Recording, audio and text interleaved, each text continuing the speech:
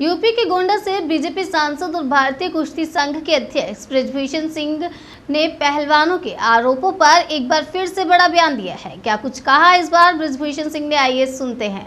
मैंने बोला था चुनरिया झीनी रे झीनी, चुनरिया झीनी रे झीनी, अरे दास कबीर में ऐसी ओढ़ी जो की त्यों धरी चुनरिया झीनी रे झीनी।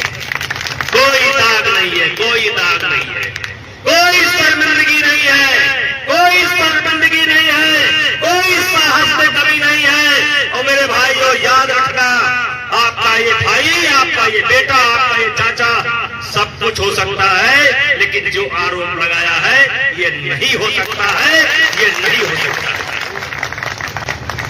लेकिन कोई बड़ा काम होना है, कोई बड़ा काम होना, पूरे देश के लिए होना है, भावी पीढ़ी के लिए होना है, भावी पीढ़ी के लिए होना है, भावी पीढ़ी के लिए होना है, हमारे इन बच्चों के लिए होना है।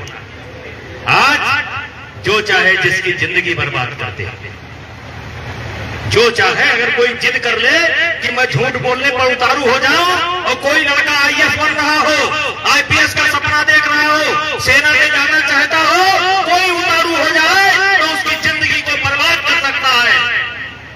मेरे भाइयों, मेरा इशारा समझो, अधिकारों के लिए क्रांति का बिगुल बजाना ही होगा, और तो मेरी पीढ़ी को कुछ लहू चुकाना ही होगा।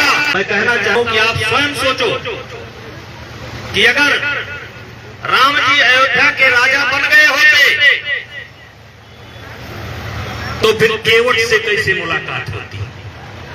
केवट का प्रसंग कहां से आता? ऋषि भारद्वाज का प्रसंग कहां से आता? सबरी का प्रसंग कहां से आता? हनुमान कहां से आते? सुग्रीव कहां से आते? अंगद कहां से आते?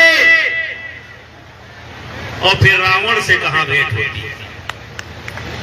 रावण से कहां भेंट होती? वैसे कुछ हमारे साथ हो रहा है, वैसे कुछ हमारे साथ हो रहा है।